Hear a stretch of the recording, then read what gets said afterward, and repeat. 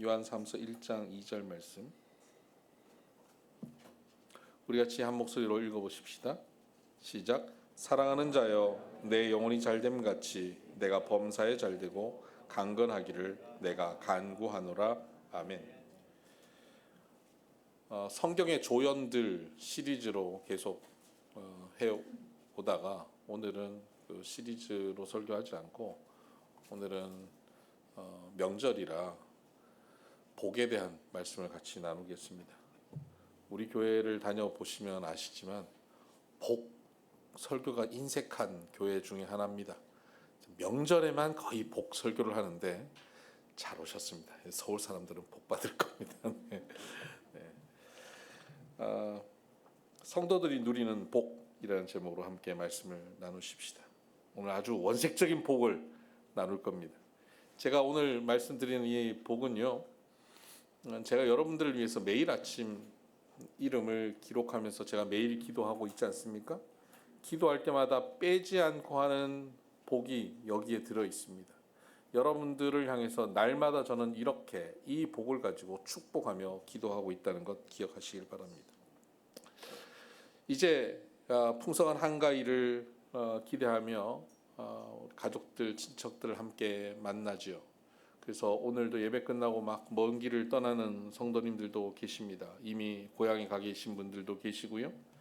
그래서 우리가 풍성한 한가위 되시라고 인사를 합니다. 근데 여기서 풍성함이라고 하는 것이 무엇인지에 대해서 한번 생각해 보았으면 좋겠습니다. 풍성함이 뭘까요? 뭐가 풍성함입니까? 많이 있는 것이 풍성함입니까? 식탁이 가득한 것이 풍성함입니까? 손주들한테 줄 수 있는 용돈이 가득 있으면 풍성함입니까? 아니면 오랜만에 만나는 친척, 가족들이 많으면 풍성함입니까? 뭐가 풍성함입니까? 그 풍성함, 모든 것 다 풍성함이죠. 그러나 그것이 다 풍성해도 진정한 의미로서의 풍성함이 없다면 그것은 의미가 사라질 것입니다. 이 땅에서의 풍성함이라고 하는 것은 썩어 없어질 것들입니다. 시간이 지나가면 결국은 결핍이 되는 것이지요. 오늘 성경은 우리에게 이렇게 말하고 있습니다. 영혼이 잘된 같이 범사에 잘되고 강건하여야 한다는 겁니다. 이것이 사도 요한이 친구 가이오 장로에게 축복하며 했던 기도입니다. 이것이 바로 가장 풍성한 삶이라는 겁니다. 영혼이 잘되고 범사가 잘되고 강건하여지는 것. 이러한 풍성함이 우리 비손의 성도들 가운데 임하기를 주의 이름으로 축복합니다. 그렇다면 영혼이 잘되는 복이라고 하는 게 뭐냐는 겁니다. 영혼이 잘 된다는 게 뭘까요? 길 가다 보면 어떤 분이 그럽니다. 얼굴을 보니까 참 영혼이 맑아 보입니다. 여러분 그게 영혼이 잘 되는 걸까요? 영혼이 잘 된다라고 하는 게 뭐냐를 생각해 보니까 영혼이 잘 안 되는 건 뭘까를 생각해 보면 될 것 같아요. 영혼이 잘 안 되는 건 뭘까요? 사람이 영혼이 잘 안 된다는 게 뭘 의미합니까?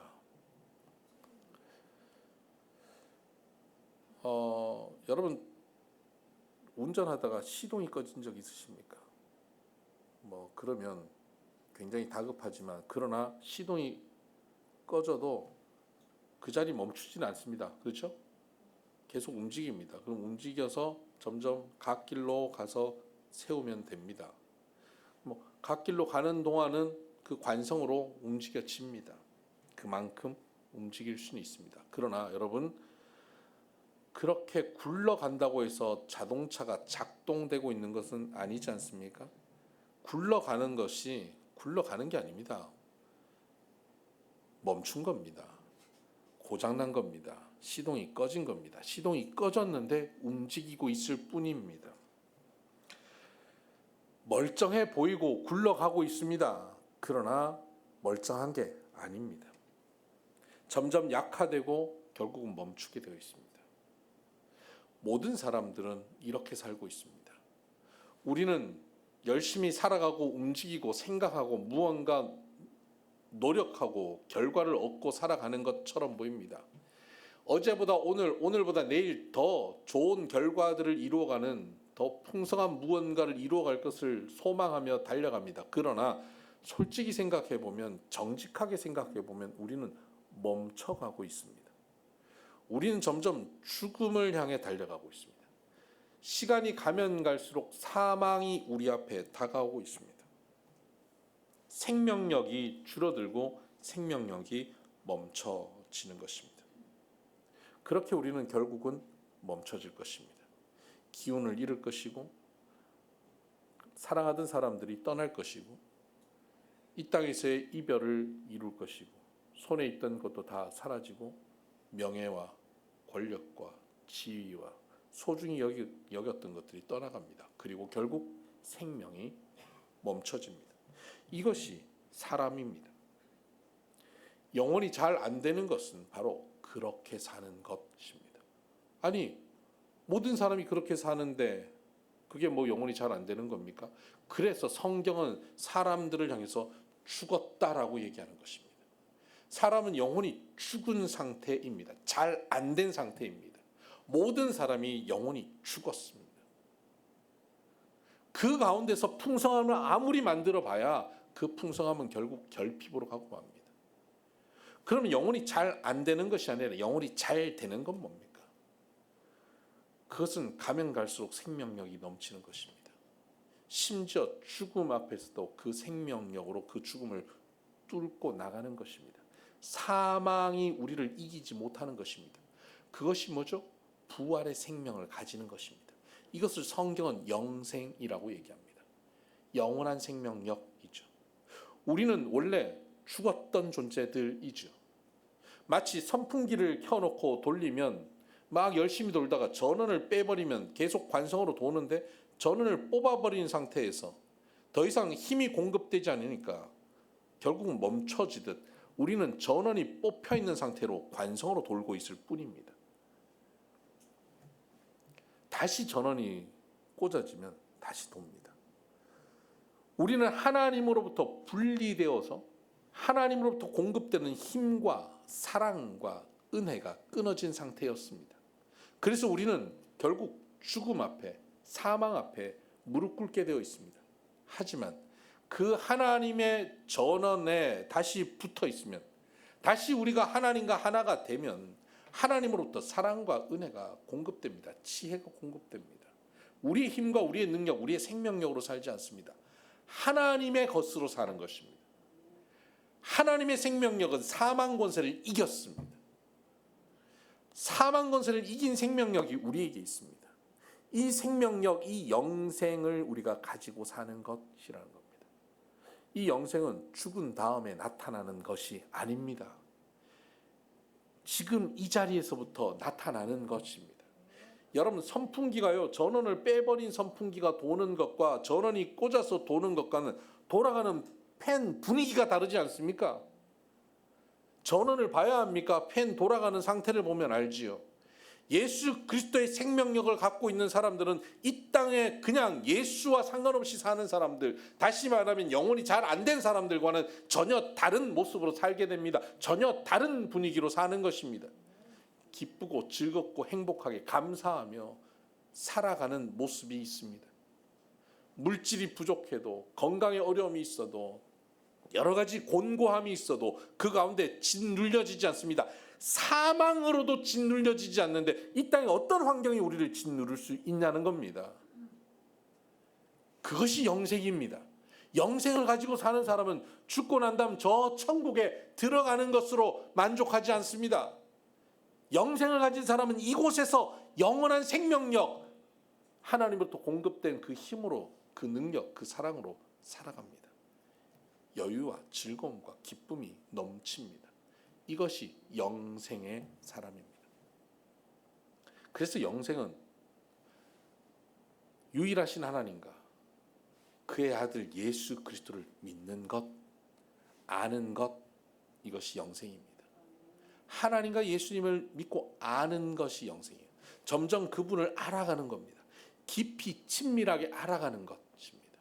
그래서 이것을 성경은 지혜라고 표현합니다. 제가 아침마다 기도할 때 꼭 성도님들을 위해서 기도하는 기도의 제목이 지혜의 복을 달라는 기도입니다. 이것은 성경에 대한 지식을 많이 알게 해달라는 기도가 아닙니다.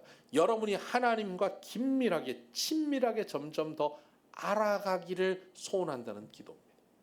하나님을 더 알아가면 알아갈수록 하나님이 나를 얼마나 사랑하시는지, 하나님이 나를 외면하지 않고 나와 지금도 동행하고 계신다는 사실을 알 때, 하나님은 섬세하고 세밀하게 나의 모든 영역에 관여하고 계신다는 사실을 알아갈 때 우리가 얼마나 평안하겠습니까? 우리가 얼마나 여유로워집니까? 얼마나 기쁩니까? 내 힘이 아니라 그분의 힘으로 살아가니까 힘있게, 능력있게 내게 능력 주시는 자 안에서 내가 모든 것을 할 수 있다는 고백을 가지고 살 수 있게 되는 것입니다. 다니엘은 바벨론 포로로 잡혀갔습니다. 포로 주제에 뭐 힘이 있겠습니까? 눈치나 보고 살아야죠. 그러나 그가 그곳에서 힘있게 살아갑니다. 왕이 주는 진미를 거부합니다. 자기 신앙과 맞지 않기 때문에 왕에게 바쳐진 고기를 먹지 않겠다고 거부합니다. 그런데 그가 그 시대에 그렇게 키워진 박수와 술객, 요즘으로 치면 석학들입니다.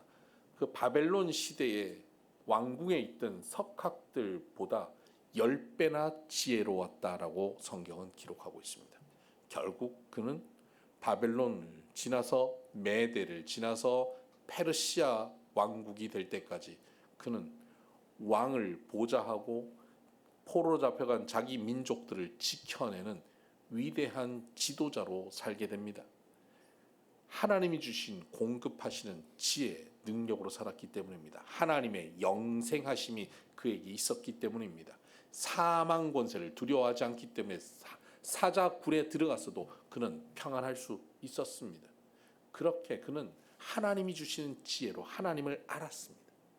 하나님을 긴밀히 알았기 때문에 제국의 포로 잡혀갔어도 주눅들지 않고 하나님이 주시는 능력으로 그 제국을 다스리며 살게 되었습니다. 여러분, 이 하나님이 주시는 지혜의 복이 여러분에게 있게 되기를 주의 이름으로 축복합니다. 이것이 바로 영혼이 잘 되는 것입니다. 하나님을 깊이 알아가는 것, 그래서 하나님으로부터 오는 영생을 누리는 지혜의 복이 있게 되기를 주의 이름으로 축복합니다. 두 번째는 범사가 잘 되는 복입니다. 여러분, 범사가 다 잘 되기를 원하시죠? 모든 일이 잘 되기를 바랍니다. 그러나 우리가 우리의 삶을 돌아봐도 알지만 모든 게 잘 되기가 쉽지 않습니다. 우리가 연약하기 때문입니다. 우리가 욕심으로 잘못된 선택을 하기도 합니다. 우리가 실수하기도 합니다. 잘못된 판단을 하기도 합니다. 감정에 치우쳐서 일을 망치기도 합니다.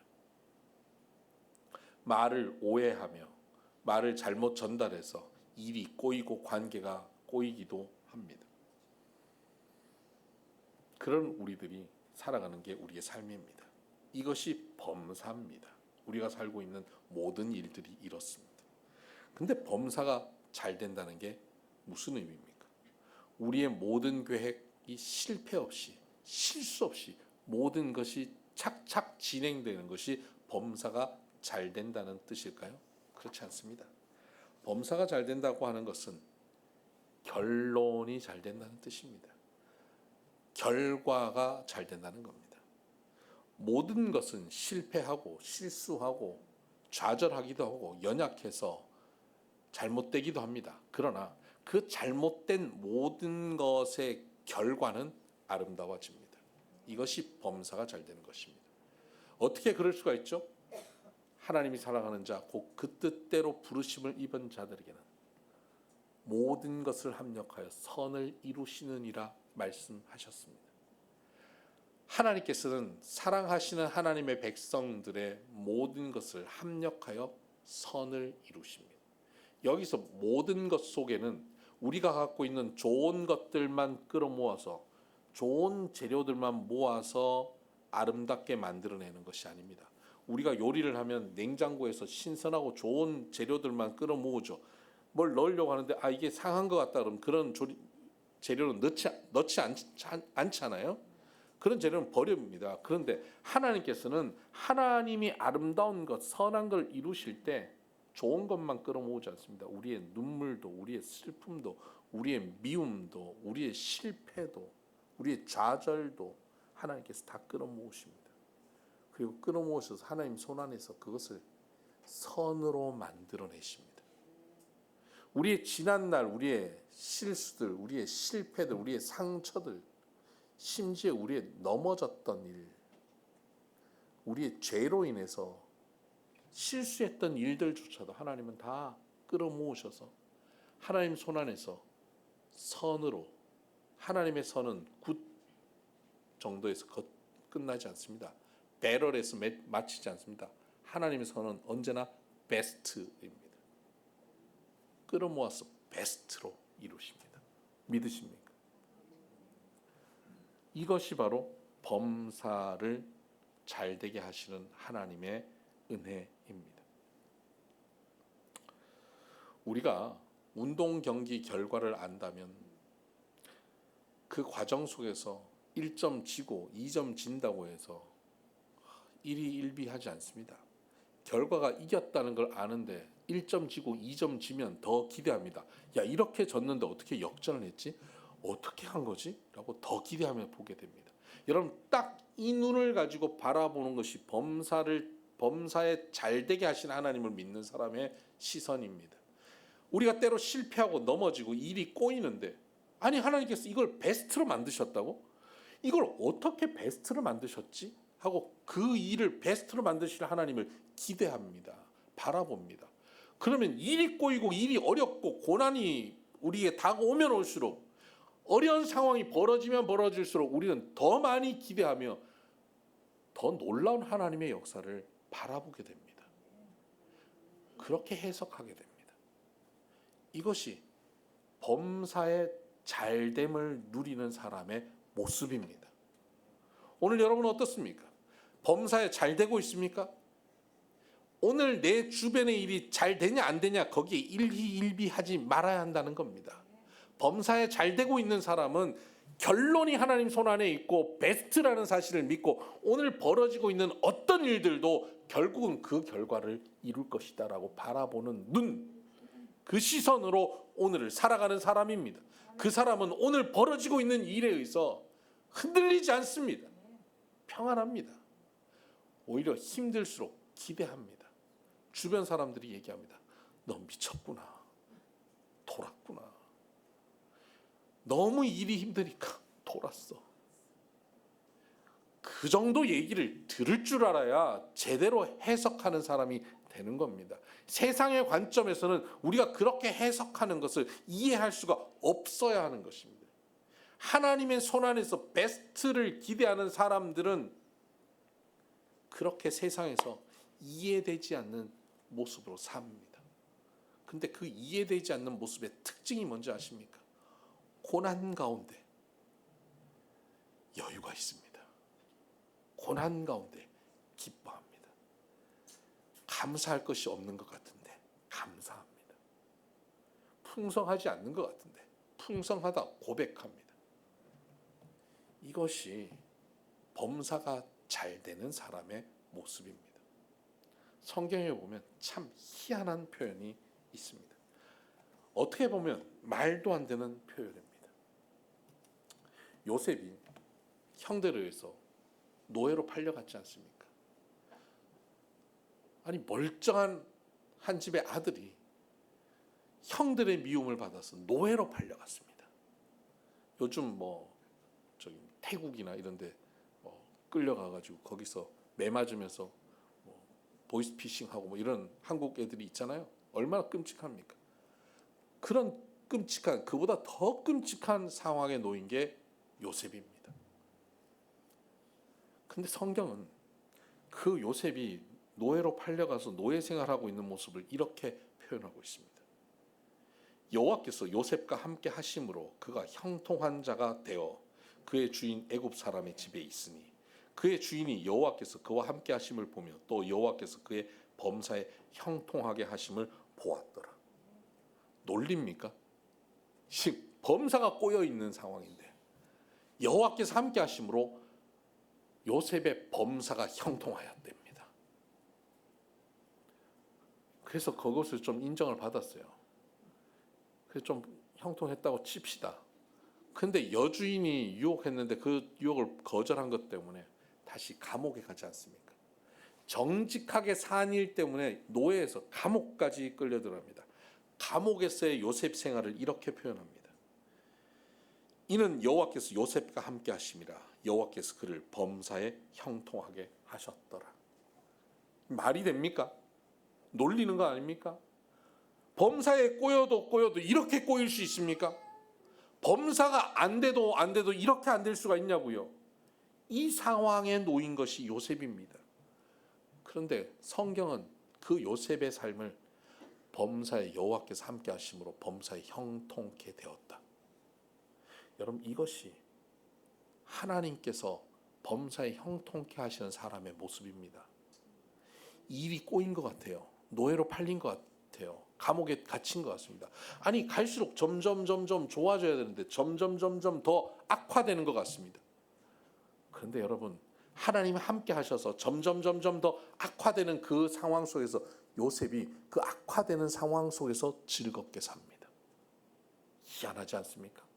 하나님이 함께 하시면 주변 상황은 어지럽혀지고 더 힘들어졌는데 그곳에서 빛을 발하고 삽니다. 노예 생활을 해도 사람들이 다 인정합니다. 주인도 인정합니다. 감옥에 들어갔는데 간수들이 인정합니다. 죄수들이 인정합니다. 아니, 뭘 어떻게 하면 노예로 인정받고 감옥에서 죄수로 인정받는지 상상할 수 없겠지만, 여러분, 하나님의 형통함을 받는 사람들은 사업이 망했는데 인정받아요. 가게를 문을 닫았는데 인정받습니다. 돈 한 푼 없이 일가 친척들을 만나는 한가위에 갔는데 남들은 뭐 주렁주렁 달고 뭐 좋은 차들 몰고 오고 조카들한테 막 용돈 막 뿌리는데 나는 그게 없어서 제대로 나누지도 못하는데, 그런데 그 가운데 빛을 발합니다. 그 가운데 인정을 받습니다. 에이, 그런 거 말고요. 뿌리면서 인정을 받았으면 좋겠습니다. 네, 그런 날이 오겠지요. 요셉도 그렇게 노예로 인정받고 죄수로 인정받다가 어느 날 하나님께서 총리로 바꾸십니다. 그리고는 형들을 만나지 않습니까? 결국 조카들한테 뿌립니다. 가족들을 살립니다. 범사에 형통케 해주시는 날마다의 고난의 시간들을 보내고 그 고난 가운데도 범사의 형통함을 인정받은 사람은 결국 결과적으로 베스트로, 범사로 형통해 주시는 베스트 인도하심을 누리게 되는 것입니다. 여러분, 이 범사의 형통함이 저와 여러분 가운데 있게 되기를 바랍니다. 그래서 제가 매일 아침 기도하는 기도의 제목 중에 하나가 형통의 복입니다. 이 형통의 복이 바로 요셉의 형통함입니다. 이 형통의 복이 우리 비손의 성도들 가운데 있게 되기를 주의 이름으로 축복합니다. 마지막은 강건함의 복입니다. 강건함의 복을 받기 위해서 우리는 어떻게 해야 됩니까? 운동해야 됩니다. 여러분, 우리가 줄기 모임 마치고 늘 달리기 하지 않습니까? 슬로우 조깅. 그 슬로우 조깅 할 때 스물스물 빠져나가는 도망가는 사람들 강건하셔야 됩니다. 운동하셔야 돼요. 우리 교인들 중에 운동방들을 만들어서 운동할 때 매일 운동한 거 올리기도 합니다.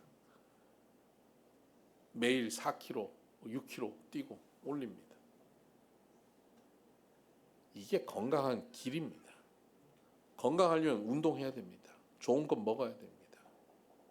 그리고 그렇게 건강함을 지킴에도 불구하고 병이 날 때가 있습니다. 그럴 때 어떻게 해야 됩니까? 믿는 자들이 이런 표적이 따르리니 병든 자에게 손을 얹은 즉 나으리라 말씀하셨습니다. 우리가 함께 그를 긍휼히 여기고 불쌍히 여기며 함께 중보 기도하여서 교회가 함께 기도함으로 그 질병의 권세로부터 벗어나도록 우리가 기도해야 합니다. 그렇게 하면서 치유의 역사가 일어나기를 소망해야 합니다. 그런데 더 근원적인 것이 있습니다. 하나님께서 생명 싸게로 싸셔서 보호하여 주십니다. 우리가 잘못된 선택을 하고 잘못된 길을 갈 때 생명 싸게로 싸 보호하여 주시는 은혜가 있게 되기를 주의 이름으로 축복합니다. 밤에 뭐가 먹고 싶어서 치킨을 시켰는데 치킨이 배달되지 않고 보쌈이 배달되는 잘못된 은혜. 치킨보다 보쌈이 낫잖아요. 이게 잘못된 배달, 그 가운데 생명 싸게로 싸주시는 은혜. 이런 일이 간혹 벌어질 때도 있습니다. 희한한 일들이 벌어집니다. 여러분, 생명 싸게로 싸주셔서 오늘 먼 길 다녀오시는 우리 성도들 운전하는데 하나님께서 생명 싸게로 싸주시고 보호하시는 은혜가 있게 되기를 기도합니다. 제가 매일 아침 기도하는 기도 중에 바로 이 생명 싸게로 보호하여 주시라는 기도를 하고 있습니다.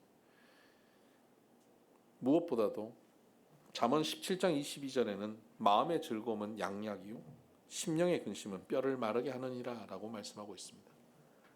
건강의 핵심은 마음입니다. 마음이 즐거워야 합니다. 마음이 즐거우면 양약입니다. 다 건강해집니다. 호르몬이 건강한 호르몬이 나와서 결국 건강해집니다. 근데 심령의 근심은 뼈를 마르게 합니다. 뼈가 마르면 뼈에서 조혈 기능이 있잖아요. 피가 만들어지는데 피가 제대로 생성되지 않습니다. 좋은 피가 생기지 않습니다. 그러면 생명력이 떨어지게 마련입니다. 마음의 평안이 중요합니다. 마음의 평안이 어디서 옵니까? 영혼의 잘됨과 범사의 잘됨에서 오는 겁니다. 마음의 평안은 결국 영혼이 잘되고 범사가 잘된다는 사실을 믿고 그 하나님이 주시는 영생을 누리며 하나님이 주시는 베스트를 기대하며 오늘을 평안 가운데 살아가면 노예 생활 속에서도 감옥 생활 속에서도 마음이 평안하여서 건강할 수 있습니다. 여러분, 이 강건함이 영혼의 잘됨과 범사의 잘됨이 여러분의 강건함으로 건강으로 이어져 가기를 주의 이름으로 축복합니다. 한가의 풍성함은 바로 이러한 풍성함입니다. 썩어 없어질 잠시의 풍성함, 남들 앞에 잠시 자랑하는 풍성함이 아니라 하나님으로부터 공급되는 영생을 공급받는 영혼의 잘됨, 하나님이 결국을 완성시키는 베스트 범사의 잘됨, 그리고 그곳에서 오는 마음의 평안에서 누리는 건강함으로 하나님 주시는 풍성함이 가득한